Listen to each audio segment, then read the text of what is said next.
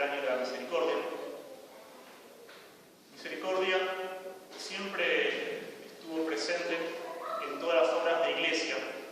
Uno no puede pensar en ningún momento de la iglesia, ninguna acción de la iglesia que no haya sido inspirada por la misericordia. El Evangelio no es otra cosa que una enorme obra de misericordia para arrebatar los hombres del poder del demonio y, como dice San Pablo, trasladarlos, replantarlos en el reino de Dios.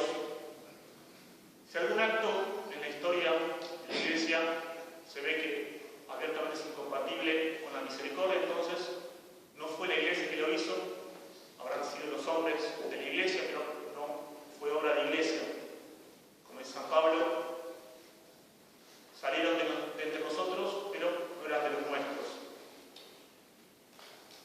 La misericordia, entonces, se extiende sobre todos los pecados, sobre todas las maldades de los hombres, y no hay misericordias pequeñas. Todo pecado, por más que sea chiquito, por más que sea venial, es una ofensa a un Dios infinito, a un Dios infinitamente bueno, infinitamente grande, infinitamente perfecto, infinitamente inocente. Entonces, cuando Dios nos da su perdón, mismo que hayamos hecho un pecado pequeño, la misericordia de Dios es infinita. Pero, sobre todo los pecados sobre los cuales recae la misericordia de Dios, sobre los cuales queremos el perdón de Dios, hay unos que son los que nos llevan a pedir más la misericordia de Dios, a desearla más, que son los pecados contra la pureza. Los pecados contra la pureza son, de lejos, los más habituales. San Alfonso María de Ligorio dice claramente: de las personas, de las almas que caen en el infierno, 98 de 100 caen por pecados contra la pureza. Algunos poquitos caen por otros pecados, pero la mayoría cae por los pecados contra la pureza. Y estos vicios, pecados contra la pureza, siendo los más habituales, son los que nos humillan más, son los que vuelven al hombre, nos vuelven más semejante a los animales, sin razón, nos rebajan, nos ensucian, nos hacen sentir viles. Al principio, el que comienza a cometer pecados contra la pureza siente un cierto placer, una cierta alegría, pero es inevitable cuando se van avanzando en ese camino, digamos, de suciedad, que se sienta realmente la bajeza y la tristeza que traen todos estos pecados.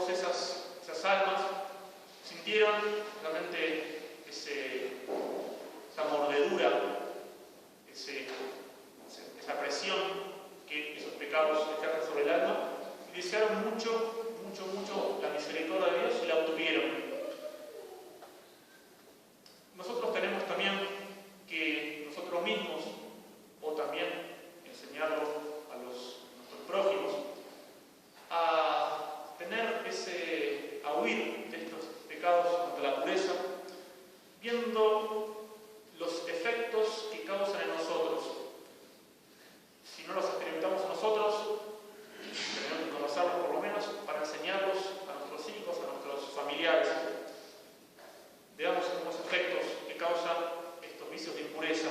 El primero es el oscurecimiento del espíritu. El espíritu, el alma, se vuelve negra, se vuelve opaca, de diamante, que es un alma en gracia de Dios.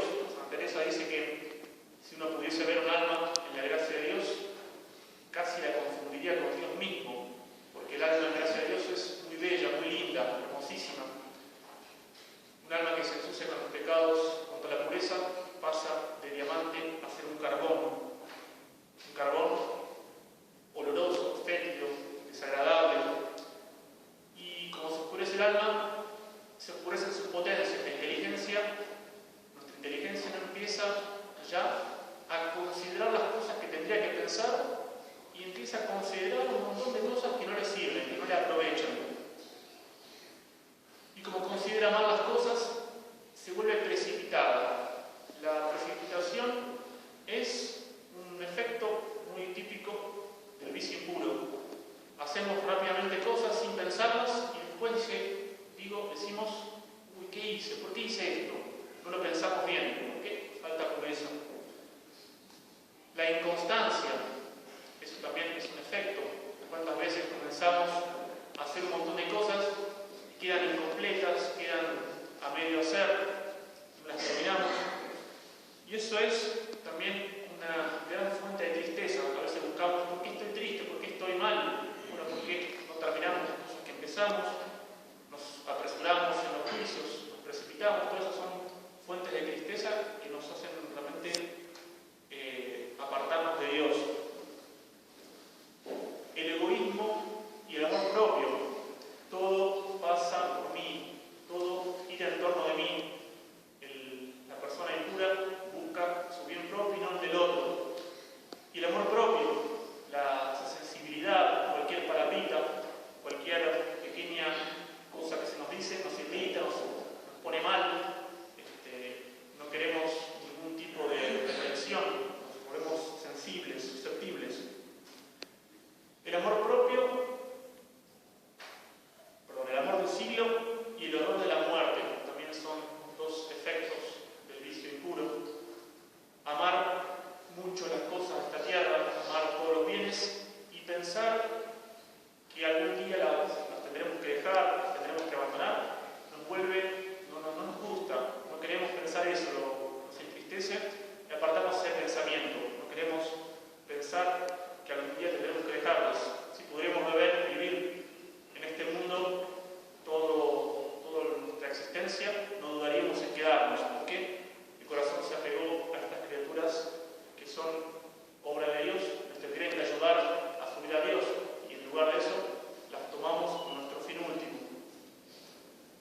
Estos son algunos de los efectos entonces que produce el vicio impuro, y sobre ellos, sintiendo, como decía, esta miseria, esta bajeza, queremos mucho, deseamos mucho la misericordia de Dios. Y Dios viene a levantarnos. En el cielo se canta aquello del Salmo: ¿quién es como nuestro Dios, que habitando en lo alto, levanta de la tierra al pobre y saca del estiércol al necesitado para colocarlo con los grandes de su pueblo? Eso es lo que cantan los santos en el cielo. Y más que nosotros buscar la misericordia de Dios, Dios sale a nuestro encuentro. Dios sale a buscar su oveja, Dios sale a buscar su buey que se perdió. Pero para que Dios haga su trabajo, tenemos también que hacer nuestra parte. Y para eso precisamos realmente la humildad.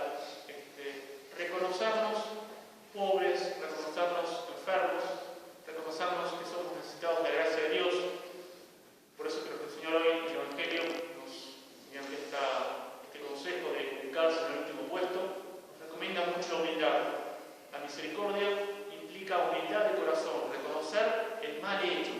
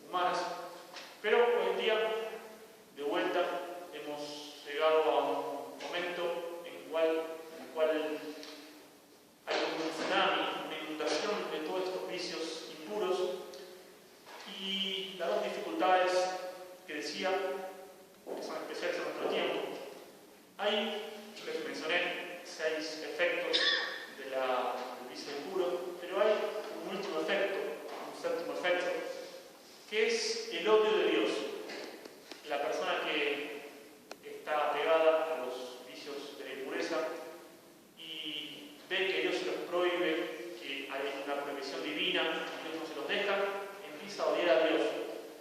Y de eso tenemos hoy ejemplos muy notorios.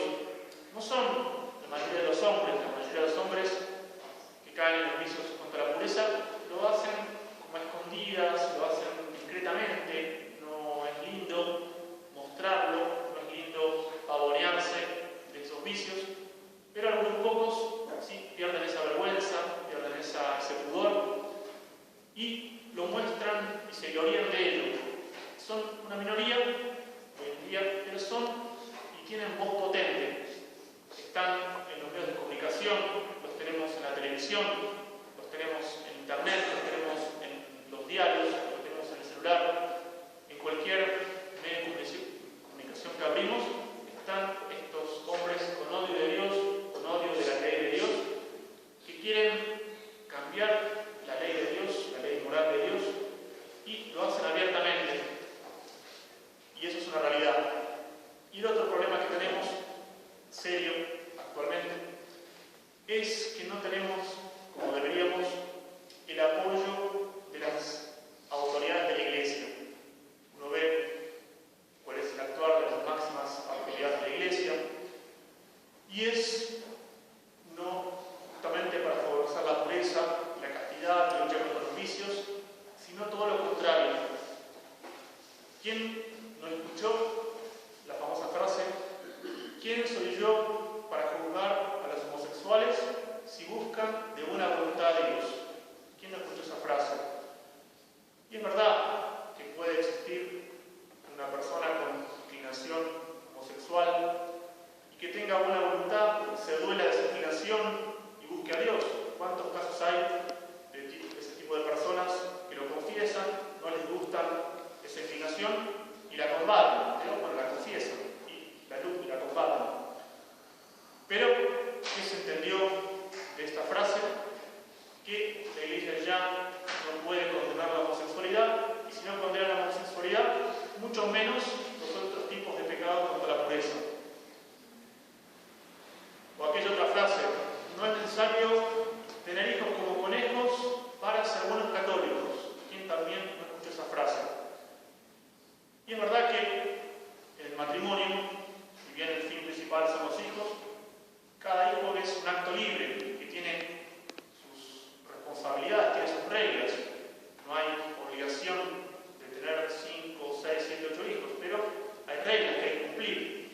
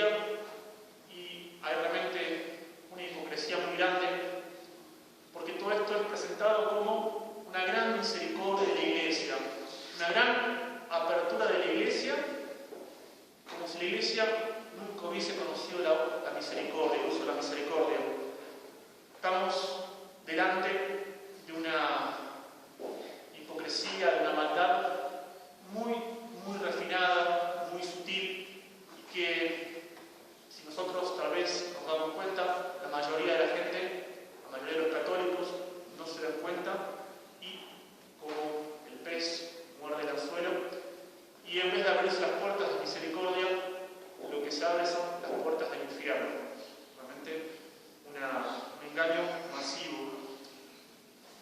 Como les decía, el mundo de hoy es una inundación de pecados contra la pureza, no favorece las circunstancias, pero Dios es Dios y nadie se burla de Dios. Dios es capaz de hacer brotar la flor de la pureza, inclusive dentro de una situación de pecados enormes, de pecados contra la pureza que todo lo ensucian. Les cuento un pequeño ejemplo. Pasó en el siglo XIX en Uganda, un país de África, una región que habitualmente estuvo dominada por el Islam. El Islam siempre fue, y lo es actualmente, un caldo de cultivo para todos los vicios contra la pureza. Y en ese país, Uganda, había un rey que era polígamo, llamado Buganda, y este rey polígamo tenía una corte, y la corte se dedicaba a todos los vicios posibles e imaginables contra la pureza.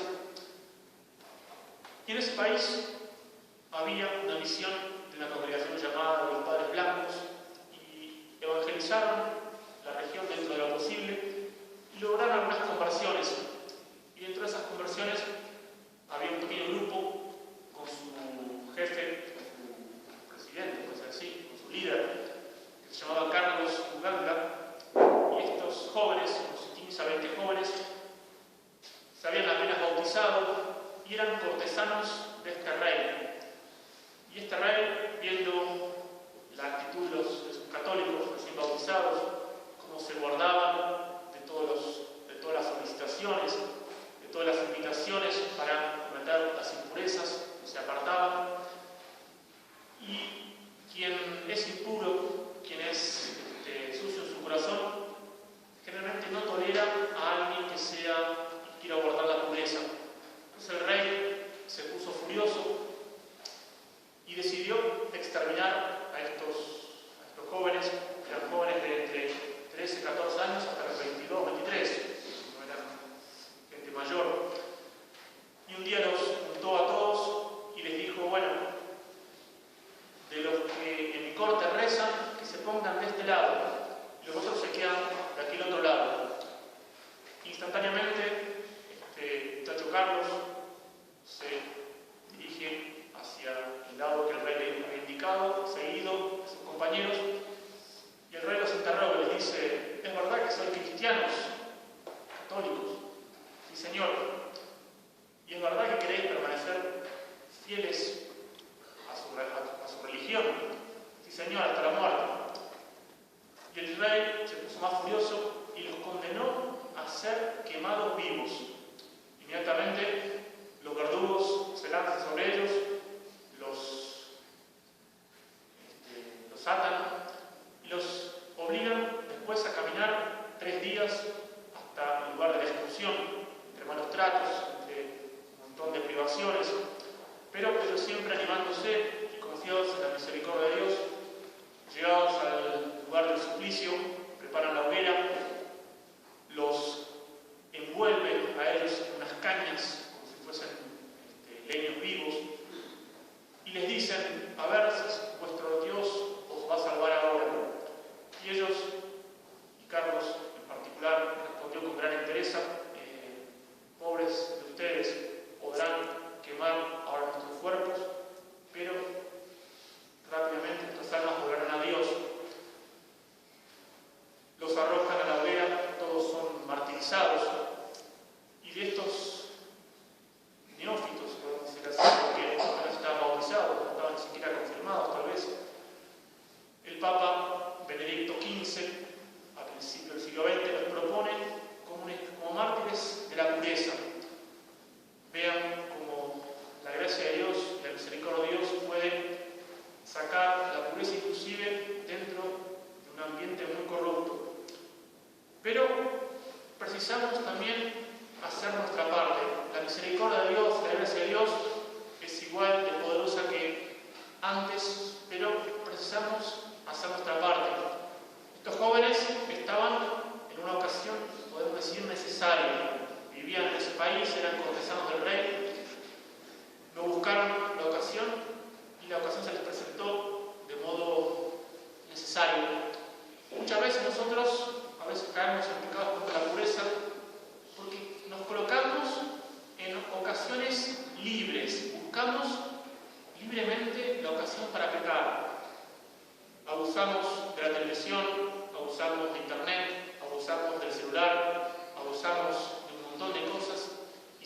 meditásemos, si las pusiésemos en su justa medida, entonces no caeríamos en esos pecados. Entonces, confianza en la misericordia de Dios, en su poder, hacer de nuestra parte lo que es posible, evitar las ocasiones libres de pecado. Y por último, invocar mucho a la Madre de Dios, invocar a Nuestra Señora. Nuestra Señora es pura porque es humilde, ella se rebaja, se humilla, se halla la esclava del Señor y por eso es elevada a la dignidad de Madre de Dios. Y ella quiere que nosotros también seamos puros, quiere que tengamos esta virtud de la pureza. Pidamos entonces con San Bernardo, Nuestra Señora, en la misa de hoy, hay una oración a la Virgen María que deberíamos conocerla de memoria y la recordamos. Acordaos, oh piadosísima Virgen María, que jamás se ha de decir que ninguno que haya acudido a vuestra protección y implorado por socorro haya sido abandonado de vos. Por eso acudo a vos, oh Virgen Madre de las Vírgenes, y gimiendo bajo